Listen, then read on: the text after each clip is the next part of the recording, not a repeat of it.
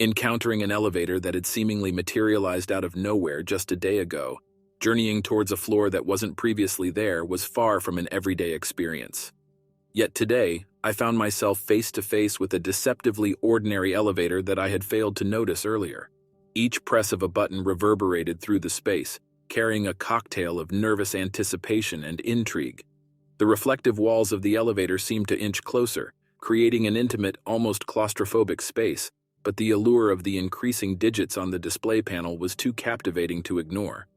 The usual urban cacophony simmered down to a faint, nearly forgotten murmur as I was hoisted upward, leaving behind a pervasive quiet, only punctuated by the soft hum of the elevator's machinery.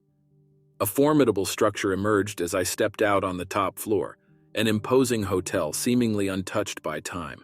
The empty hallway mirrored back at me, its polished tiles reflecting the fading glow of the setting sun. My mind was filled with thoughts of my mother's disapproval and a rising sense of nervousness, but curiosity won out as I decided to explore this forgotten monolith.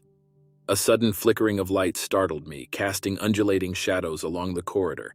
After catching my breath, a child's soft, distant giggle soon pierced the silence. I turned around to find a small figure standing at the entrance of the corridor leading to the hotel suites. A boy, just stepping into his teenage years, dressed in a shabby bellboy uniform, stood observing me. He lifted a hand and waved, an amicable gesture that seemed out of place amidst the eerie quiet. My heart pounded in my chest as I reached into my bag for the small binoculars I carried for my urban expeditions. Wiping the lenses, I looked again. The boy was halfway closer, his face hidden in the shadows of his cap. "Come explore with me," he called out, his voice reverberating along the corridor.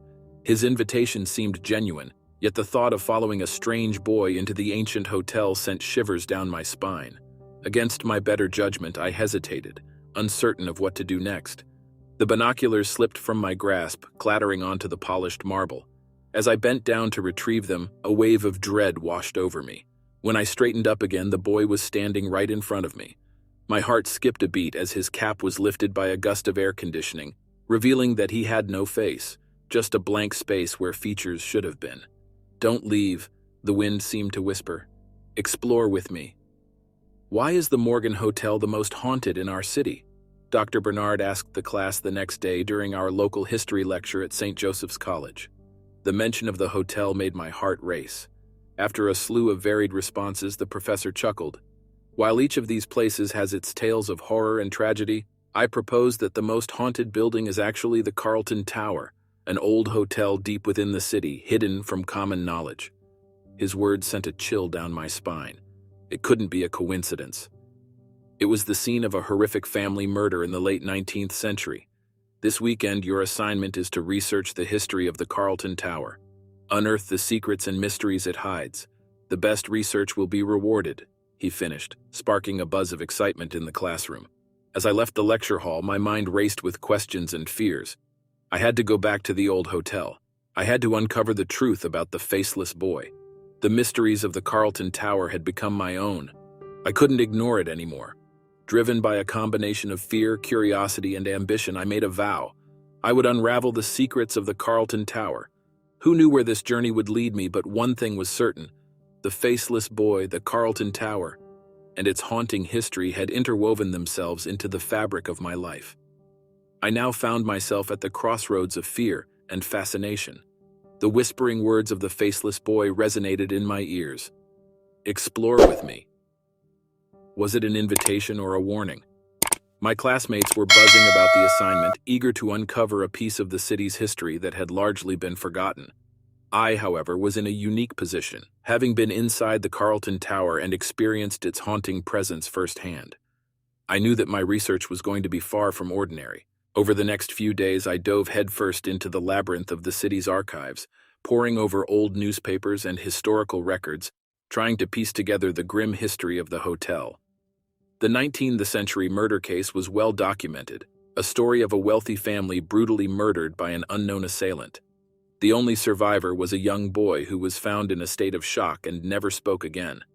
There were also numerous accounts of the hotel's haunted reputation, eerie sightings, strange noises, and tales of guests disappearing without a trace. I shuddered as I thought of my own encounter with the faceless boy. Was he the lone survivor of the gruesome murder? I realized that I could not uncover the truth from the safety of the city archives. I needed to return to the Carlton Tower. Armed with my newfound knowledge and an undeniable sense of dread, I found myself once again standing in front of the unassuming elevator. As I ascended to the top floor, the silence seemed even more oppressive than before. I stepped out into the familiar corridor, half expecting the faceless boy to appear. Instead, I was met with a chilling stillness that seemed to seep into my bones. I began to explore the suites, each room a snapshot of an era long gone. The heavy drapes were drawn, leaving the rooms bathed in an ethereal half-light. Dust-covered furniture, peeling wallpapers, and worn-out rugs painted a grim picture of the hotel's former glory. As I moved deeper into the hotel, the air seemed to grow colder, and I could feel an unseen presence around me. I found myself standing in front of the last suite on the floor. With a deep breath, I pushed open the door. The room was eerily pristine, untouched by the decay that had claimed the rest of the hotel. A chill ran down my spine as I realized I had found the room where the murder had taken place over a century ago. In the silence of the room, I could almost hear the echoes of the family's laughter and the horrifying screams that followed. I looked around the room, my eyes falling on an old bellboy uniform hanging in the corner. It was the same as the one worn by the faceless boy. I reached out to touch it, half expecting it to vanish at my touch, but it felt real under my fingers. The fabric was rough, worn out by time and neglect. The secrets of the Carlton Tower were slowly unraveling. As I stepped out of the suite, I found myself face to face with the faceless boy. This time, however, I did not recoil in fear. Instead, I looked at him with a newfound understanding. His once eerie presence now felt tragic, a lost soul trapped in an endless cycle of fear and despair. With each visit to the Carlton Tower, I learned more about its tragic past and the boy who had become its eternal inhabitant. As I delved deeper into the secrets of the hotel, I began to feel a strange bond with the faceless boy. Despite his terrifying appearance, I realized that he was just a boy, a victim of a horrific crime. My journey to uncover the secrets of the Carlton Tower turned into more than just a school assignment. It became a personal mission, a pursuit of justice for the faceless boy who had been trapped in a nightmarish loop for over a century. I also realized that this wasn't just about the past, it was about the present and how we remember and often forget those who have gone before us. My research took me to libraries, archives, and court records. I tracked down descendants of the hotel staff who worked there during the time of the murder. Their stories added more layers to the grim narrative. I managed to piece together the final hours of the ill-fated family. I even found an old photograph of the boy. For the first time, he had a face, a name, William. I wanted to bring closure to William's story. I consulted with local historians, ghost hunters, even a few psychics. They all suggested different things, but there was a common thread, acknowledging William and his tragic end, and giving him permission to move on. And the key to all of this was the bellboy uniform. On my final visit to the Carlton Tower, I felt a mixture of determination and trepidation. As the elevator creaked and groaned its way to the top floor, I clutched the bellboy uniform in my hands. This was for William. The door to the suite was ajar. I took a deep breath, stepped inside, and found William waiting for me. He seemed different this time, less a figure of fear and more a figure of melancholy. I held up the uniform, looking into the empty space where his eyes should have been. "William," I said, my voice echoing in the silence of the room. "This is yours. You've been trapped here for too long. It's time for you to move on." For a moment, everything was still. Then, slowly, the uniform levitated from my hands and drifted towards William. As it settled on him, there was a flash of light, and I had to shield my eyes. When I opened them again, the room was empty. As I exited the Carlton Tower for the last time, I couldn't help but feel a sense of relief. William was finally free. The hotel still stood, a silent testament to a tragic past, but it was a little less haunted. My presentation about the Carlton Tower was met with awe by my classmates and teacher. I shared the hotel's history, the tragic tale of the family, and William's story.